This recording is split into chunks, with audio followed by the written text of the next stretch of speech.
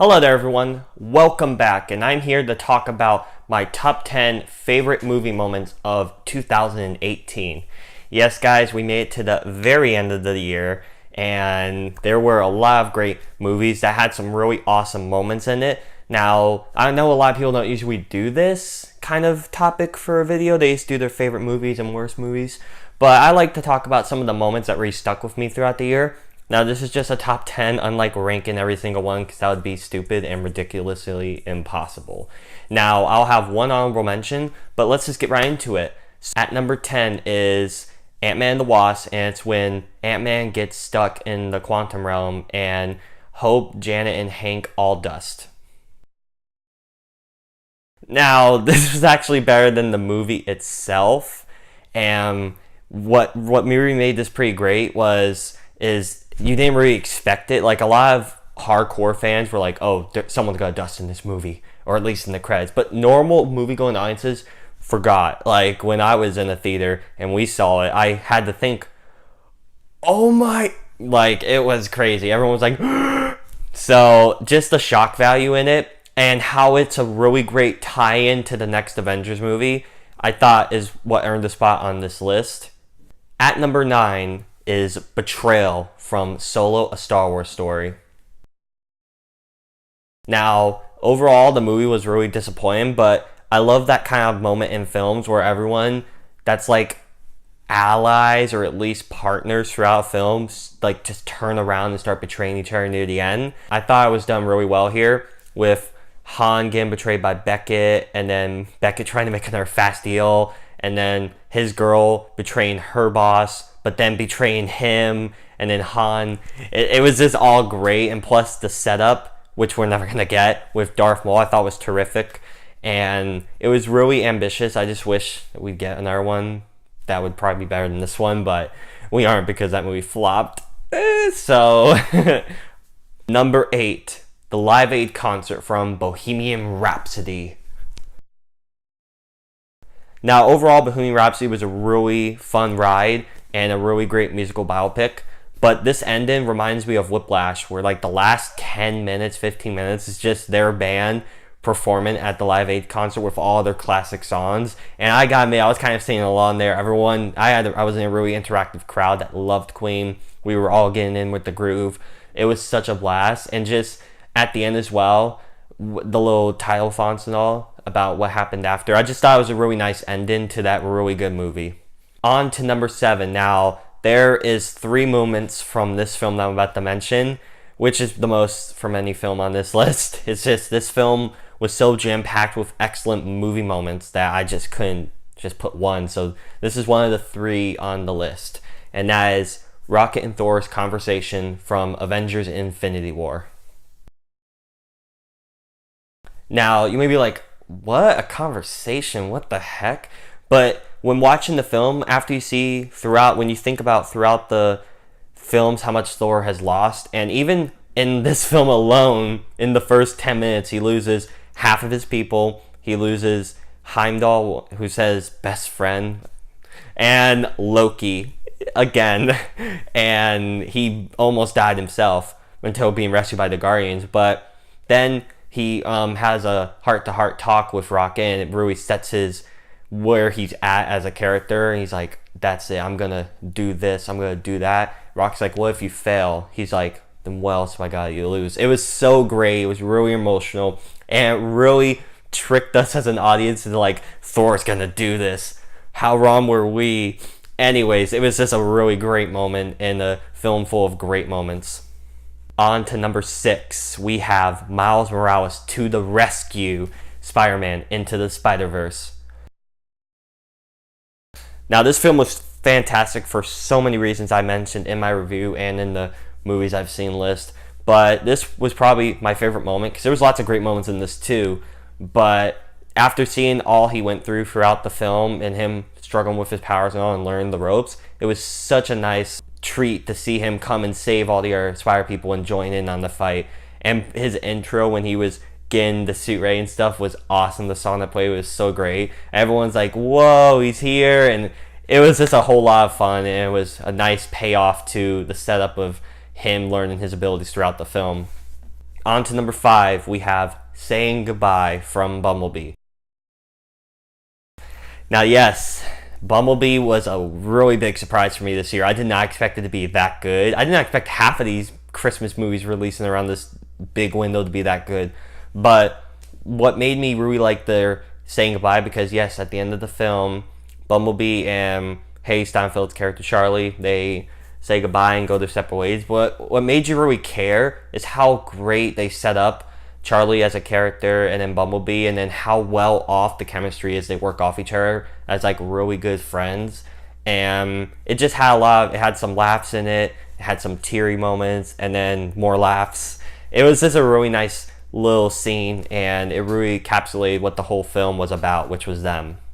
Alright, on to number 4, the Underminer fight from The Incredibles 2. Of course I had to have this on the list, guys. This fight was like, this was teased at the end credits or ending of Incredibles. That was like in 2005 or something, 2004. And finally we got to see what would happen. And it was really great. Like, the banter was really great between the family. You had Frozone come in there, the Underminer do his damage and actually escape. What the? But yeah, I just thought the whole sequence was great, and it really encapsulated what the setup for the rest of the movie was. On to number 3. Now this is another one, guys, and it's, of course, Gamora's death from Avengers Infinity War. Now this was really shocking, not just because, oh, someone died, because I was expecting people to die in this film, but it was actually a major character, and it wasn't one of the dusted people. This was halfway in the film. One of the main Guardians gets thrown to her death halfway in the film, and it was really crazy how it's set up. Like, he had the Red Skull there, and he was telling Thanos, you have to sacrifice what you love. And Gamora's like, you don't love nothing. He's like, you see him cry, and I'm like, uh-oh, they're not gonna. And then it plays the sad music. He throws her, and I was like, no way. And then I was like, surely she's gonna fall through like a portal or a hole, so she won't really be dead. But no, I mean, you see her on the ground, and she's clearly dead. There's blood coming out of her mouth and crap, and I'm like, oh my goodness, this is. And at that moment, I think a lot of us thought, wow, he might actually win, because you straight up just killed off one of the main characters like that from a series. And I was like, and if they do bring her back, I'm gonna be so annoyed, because any of the people that died before the ending should not be brought back, because they drawn out their deaths, and it was really emotional for each one. So that would be so dumb if they were to do that. But otherwise, even if they didn't, this was still a great scene, and really this was like the heart of the film at its lowest, and it was really great to see and crazy. On to number 2, and that's Miles' redemption from Bad Times at the El Royale. Now, I know a lot of you haven't even heard of this film. That's alright, but I thought it was a fantastic film. It was number 3 on my list for best films of the year.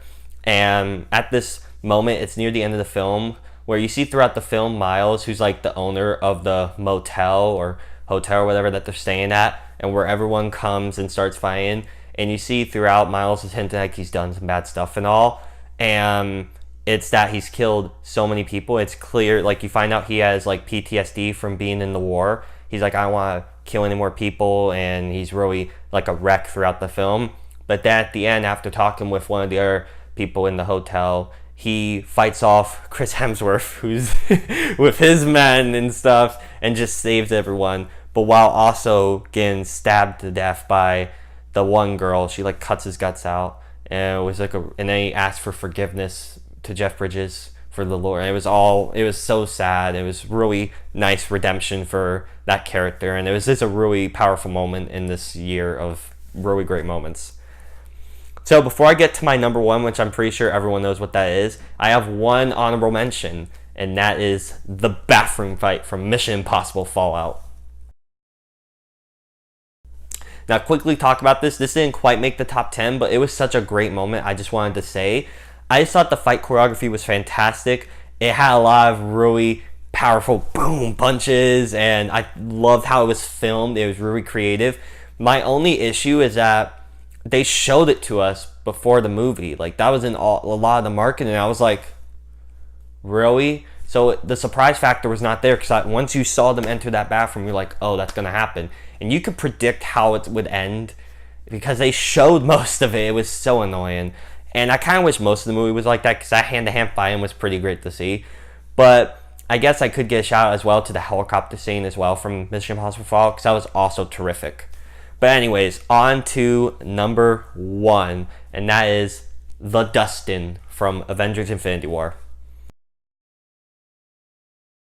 No surprise there, guys. No surprise there, guys. That was easily the most craziest, insane movie moment of the year. And I know a lot of people now are either about to say or are thinking, oh, none of that mattered. They're all coming back. But when you went to go see the film and you were watching it unfold, and even before the film ended, you were thinking, oh, the heroes are going to win. It's all good. And then you saw people started dying at the end. Like when he snapped his fingers, everyone lost it. And we were like, no way. And then you just saw them all like, Black Panther? His film made $1 billion? What? All the Guardians except 2? Oh my goodness, Spider-Man! And it was insane. And you were really hoping, because you know they're be coming back, at least most of them. But you didn't want your characters to die, because that meant you weren't going to see them in the next one for at least the majority. So when they killed like 3 of my favorites on Titan, right? They killed once Star-Lord died, I was like, no, not Pratt. And then Doctor Strange, I was like, no. And then Spooderman, I was like, ah. It was insane. And just the ending, it just ended right there. Like Iron Man and Nebula just stuck on that planet, and everyone else back in Wakanda's all like, it was great. And then Thanos was like, I was like, they did not just do that. I remember one of my buddies was like, no way the movie's gonna end like that. Credits. He's like, what?